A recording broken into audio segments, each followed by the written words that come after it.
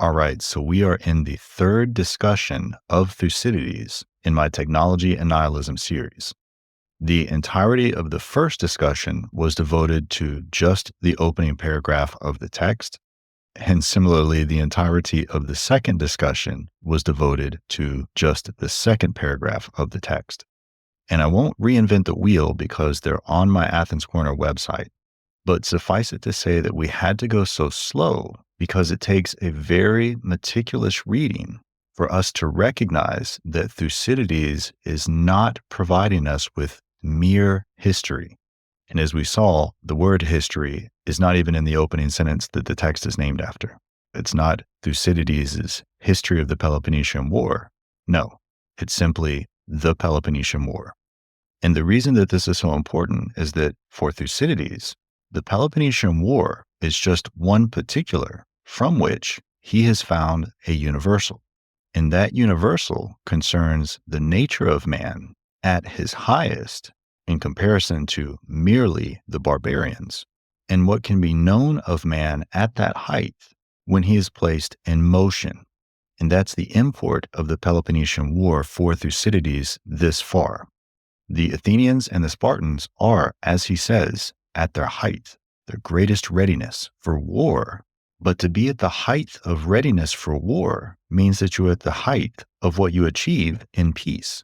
And so it's that moment, that height, that makes the particular of the Peloponnesian War so very important, because on the one hand, it's representative of the achievement of the mind at peace, while at the same time, it's precisely that moment of standing on the precipice between war and peace when a people is at their best that they become daring. And that's what makes Thucydides unique, because it is from within his telling of the Peloponnesian War that this combination of mind and daring provides Thucydides this amazing vantage point to recognize human psychology that applies at all times. That's the universal.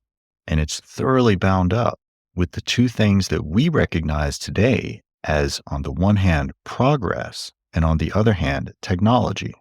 We're really going to see that come out in this discussion, but suffice it to say here that what this means for Thucydides is that if you really want to know what human beings are like, which is to say, if you really want to know and understand human nature, then you don't look at man in terms of rest and peace. You look at man in terms of war. That's where human nature shows itself the most. Now, that in itself is going to distinguish Thucydides from Plato and Aristotle, as Thucydides is going to tell us much later in Book 3, in his own name, which is very rare for Thucydides, and we'll get to that in this discussion as well. But what he says in Book 3 is that civil strife inflicted many a terrible blow on the cities, as always does, and always will happen, while human nature remains what it is, though the degree and kind of the damage may vary in each case according to the particular circumstances. In times of peace and prosperity, cities and individuals alike show better judgment because they do not fall prey to forces beyond their control. But war is a violent master. It robs us of the means of providing easily for our daily life and needs, and it usually generates passions to match our circumstances. And there you really have it, because notice what he says there. If war robs us of the means of providing easily for our daily life and needs, what that means is that war robs us of what mind provides for us in times of peace. And moreover, war generates, as he says, passions to match our circumstances. And so if all you know of man is how he easily provides for himself in his daily life through mind, you don't know man, because the whole of man is far more than what man is in easily providing for his daily needs. The whole of man will include all of those passions that are generated in him when he's robbed of the ability to easily provide for those needs. And that's to say that if you want to truly know man, then you simply have to come to know man under the violent instruction of war. And let me include a little sidebar here.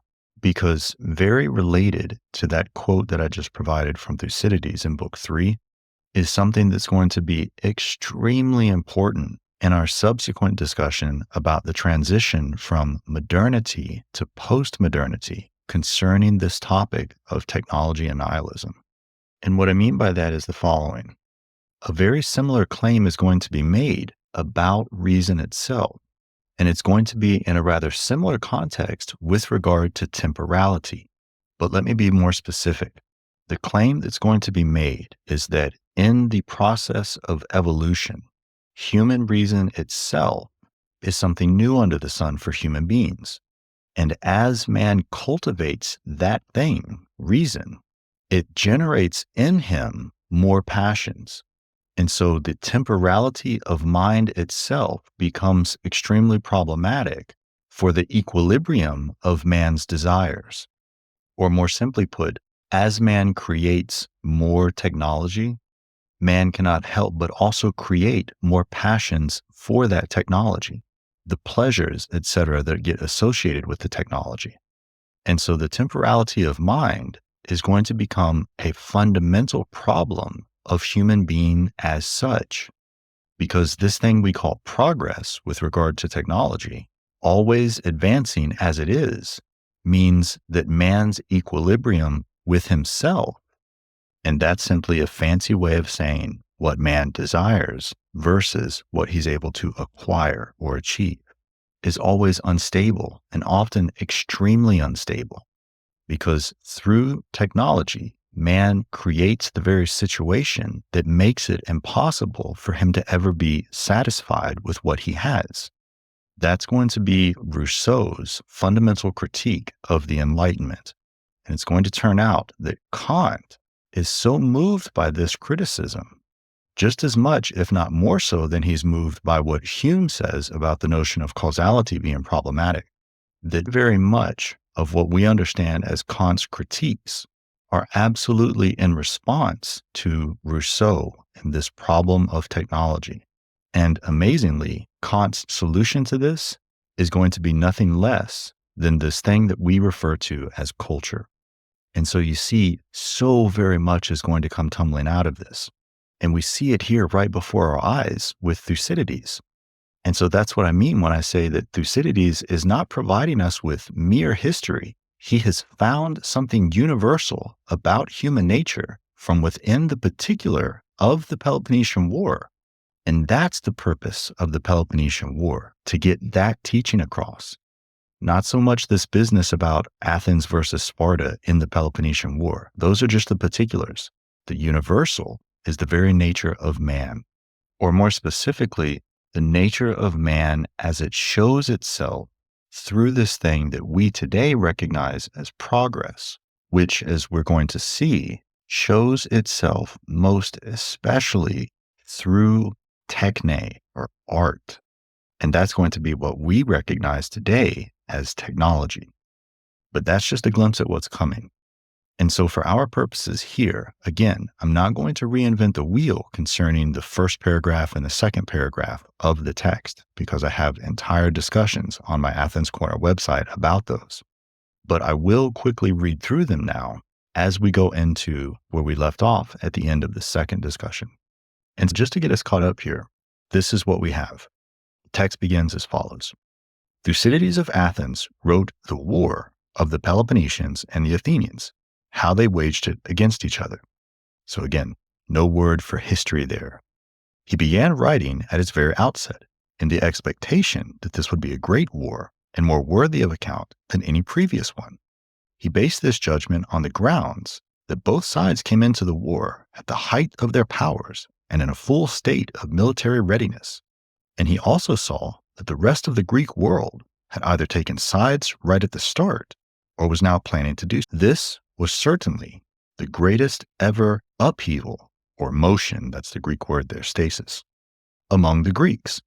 So what began as a war has now spiraled into something much larger, more conceptual, this thing he calls a motion, an upheaval. And not only that, but it's the greatest thing that has ever happened among the Greeks. And then he continues by saying, and it was one which affected a good part of the barbarian world too, even, you could say, most of mankind. So, Peloponnesian War does not involve all the peoples of the world, and yet it affects all the peoples of the world. Continuing, he says, in respect of the preceding period and the still more remote past, the length of time that has elapsed made it impossible to ascertain clearly what happened. But from the evidence I find, I can trust in pushing my inquiries back as far as possible. I judge that earlier events were not on the same scale, either as regards their wars or in other respects. Now, that last sentence there was very interesting because he's talked about the historical evidence and then he himself has made a judgment. But he hasn't told us what the standard is by which he makes that judgment.